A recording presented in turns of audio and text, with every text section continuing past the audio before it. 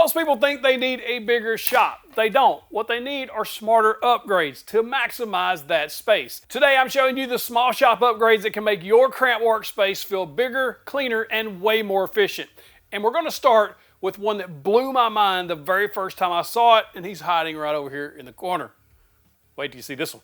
Let's go. Before we get started, if you'd like to see any of the tools or supplies that I show today, I'm going to link those in the description, the pinned comment, and of course, my TV viewers, you can scan that QR code, goes right to my website. Just scan it with your phone. That way you can shop along while you watch. Now, number one, blow your mind. Number one on the list, probably the best portable workbench that I have ever seen. This thing takes up minimal space, but it folds out into a traditional workbench. It's made out of solid wood, solid European birch, has a traditional vise on there. It comes with the 4 dogs. It's absolutely incredible. Let me show you what it can do. What's crazy? How little bit of room this actually takes up. We're talking about maybe a couple of, or 2 or 4 thicknesses, maybe, not even that. And how easy it is to deploy it when you're ready to use it, from basically storage mode to workbench mode. Also, because of the way it expands out, it's quite sturdy. It's probably one of the most sturdy portable workbenches that I've seen, and it is a really nice top here. This thing is just beautiful. And you also have this Moxon style vise, basically a traditional style woodworking vise. You don't see this on portable workbenches at all. If you look at things like the Workbench, it's really nice portable workbench. I've used them in the shop for years, but it's not a woodworking workbench. In other words, it doesn't have this style vise. It doesn't have these dog holes, and it's all plastic. This is all wood. If you look at things like the Boris Centipede, or even the Ryobi Speed Bench, the Festool MFT, way more expensive than this. So there's a lot of options out there for portable workbenches, but this is the only one I've ever seen built like this with a traditional vise at this height. That makes a huge difference too, because if you look at all the other workbenches, they're pretty low in comparison to this one. So this is going to get the work up so you're not stooped over when you're working on things, whether that's hand tools or even power tools, sanding, different things like that, cutting.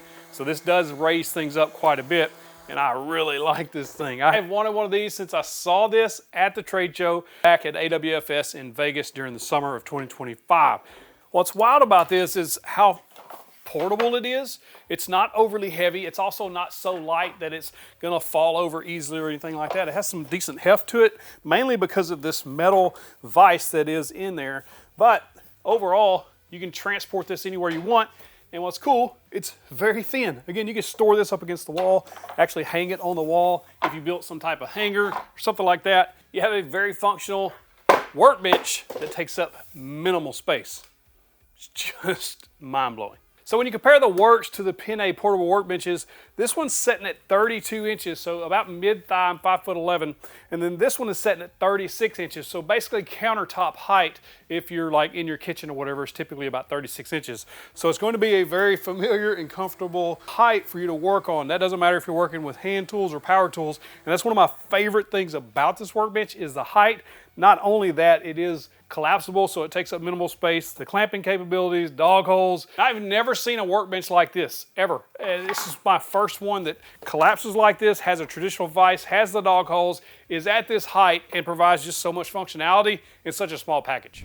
If this beauty of a workbench is still too big for you, then you might want to take a look at something like this. This is Penne's WT3. This is a heavy-duty workbench. So if you don't have room for a very large workbench, but you still need those clamping capabilities that a traditional style workbench actually gives you, then this is a solid option. And solid because it is solid wood. The top is just over 1.5 inches thick, or 40 millimeters thick, so it's a solid workbench. It also comes with everything you need to get started, including 4 dogs, as well, of course, as that traditional vise. And you can clamp it to basically any surface. So if you already have an outfeed table or something like that, and you don't have a way to clamp things vertically or horizontally, this could solve your problems. It's a problem solver.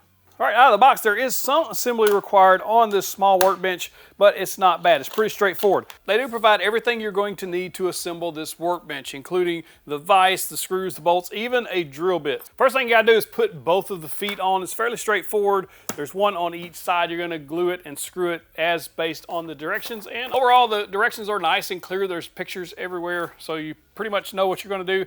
The only confusing part to me was when I got to the vise area, I think I skipped a step and I had to go back and correct myself, but that was on me. After you get the feet on, you're going to put in the main part of this vise. You'll just screw that down with the supplied screws, pre-drill the holes obviously, and then you can put on the vise part itself. One tip is before you put on this jaw, make sure you line everything up so it's perfectly flush with the top before you screw in the screws on the back side of the vise. Probably be best to clamp something here just to hold everything flush while you attach it. Then for the handle, they did supply glue, so you could use their glue or whatever choice glue you use. You're gonna pull one end cap off, the one that's loose, put some glue on it, thread it through. Probably better to glue it after you thread it through, and then you'll put the cap on and you're ready to rock. Also included in this, and they actually recommend you do it before you assemble it, but I did not, you can use their oil for this workbench, and there's way more than enough than you'll need for this thing, so you can reapply it later if you should even need it. But there's quite a good amount of oil here. Once you get everything assembled, it's time to go to work. So if you're doing hand tool work or even power tool work, sanding or routing,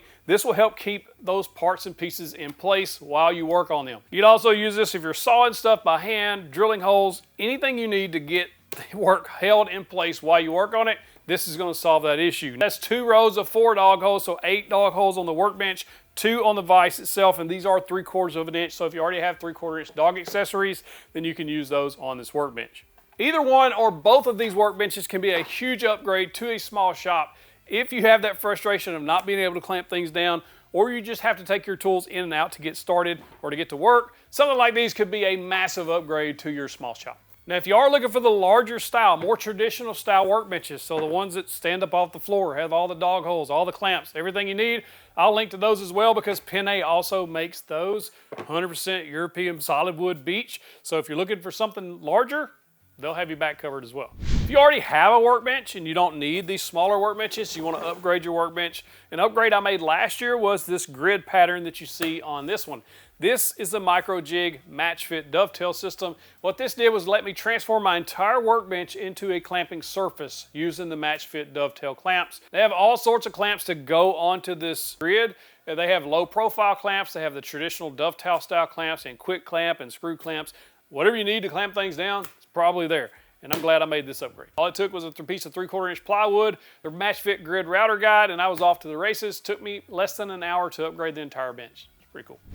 You want to make a massive upgrade in your small shop? Clamps. Every woodworker needs clamps, and these are probably some of the best I've ever bought. I bought these after seeing them a few months ago because I was so impressed with the quality, and they're also made right here in the USA. These are Dubuque clamps made in Dubuque, Iowa by a couple who have been in business for decades. They've been in business for a long time making these clamps right here in the USA. First, build quality is off the charts. If I take a look at something like this Pittsburgh clamps, a very similar style, I bought these years ago at Harbor Freight. You can see they flex so easily because this metal is so thin. Even looking at the ends of each of these clamps, the Dubuque versus the Harbor Freight or Pittsburgh clamp, you can see the difference in thickness in aluminum. The Dubuque clamp is not holding back on materials. They're solid clamps. They don't bend, they don't flex, anything like that. So they're extremely nice. They also have really tight tolerances on this quick adjust here. As you can see, when you slide it up the clamp, nice solid click, and when it gets forced back the other way, so if you're clamping down on something, it just locks into place, and that's what I like about them. Mainly, I like how robust they are, how well made they are, and for the price these are, it's absolutely crazy because usually things like this cost way more. So I'm very glad to see this. I actually bought 4 24 inches and 4 48 inches because I wanted to have a complete set, or a complete set to me anyway, of these clamps, and I'm have 0 regrets on them. One of the biggest small shop upgrades you can make is dust collection because it's a problem if you're a woodworker. You just create dust. It's what we do. Now there's a few things you can do to minimize dust in a small shop depending on the type of work you're doing. First and foremost, the first thing I bought was a dust separator. What a dust separator does is collect the big particles of dust and debris. So if you're using table saws and jointers and planers, then you can collect dust in a separator or a bucket. There's a couple of styles here. I used the Dust Right for a while and also the Mullet for a while. They're both kind of cyclone style separators where the dust comes in one side, it kind of spins, it drops the larger particles out, and then the finer dust goes into your shop vac. What this does is prevent your shop vac from filling up. I've had an issue of filling my shop vacs way above capacity a few times myself, so this will help prevent that. This also helps save filters because you are filtering out quite a bit of stuff before it even gets to the shop vac, so your filters last longer as well. Now if you're looking to adapt down from say your shop vac to smaller tools, this Dust Right hose adapter kit is what you need. because there's several different adapters that let you adapt to things like track saws and routers and sanders while also still using your shop vac. So basically kind of making it like a dust extractor. And speaking of dust extractors, if you ever want to upgrade to a dust extractor, a lot of people say why or what's the difference between a dust extractor and a shop vac. Well, there's a couple of different things. Most dust extractors have a HEPA filter. In other words, it's filtering out the finer particles of dust. It also has usually a volume dial, which lets you dial up or down the amount of suction that you have that's coming through the hose. And why that matters is if you have too much suction on a sander, it's actually pulling the sander down onto the stock, and it could create those little swirly marks you see if you start staining or putting finish on. So we'll help prevent that as well. And typically, dust extractors will also have an outlet on the front that lets you plug in a tool, so your sander, your router, things like that. So when you power it up, it automatically powers on the dust extractor. It's kind of a convenience thing, but it is nice to have. If you're looking for a dust extractor on the budget, Hercules from Harbor Freight is probably the best in the business. If you want to step up from that, I would recommend looking at either the Milwaukee or the Festool. I love both of those. They're both really nice. Now, if you have traditional dust collection, one of the best upgrades you can make, for me anyway, probably for you in a small shop, are flex hoses. So instead of hard piping all of your tools in, that could be a problem, especially for me in my small shop, because my planers and jointers and bandsaws aren't stationary. I have to bring the planer over to the workbench to use it. I have to roll the bandsaw out to use it. So a flex hose is what I use for all of my dust collection. And what made these even better is I use lightning lock from Carbon Method. These just magnetically attach, so I don't have to fool around with trying to get it to stay. It just locks into place, and then when I'm ready, I just pull it, it comes off. These are great upgrades. If you are looking for a big dust collection, I did test the Bauer dust collector from Harbor Freight. It's a really good dust collector if you're just looking for a budget option. Otherwise, I would probably look at Oneida. If I had to buy a dust collector today for this workshop, I have no affiliation with Oneida, but if I was buying one, that's probably who I would strongly consider at least do my research on. The next upgrade is hiding in plain sight. It's one of those that when you make it, you're like, why didn't I do this a long time ago? And that is shop lighting. Shop lighting makes a massive difference, especially as I get older. It's just harder to see. And so I wanted really good lighting in here, and I didn't want to spend a lot of money.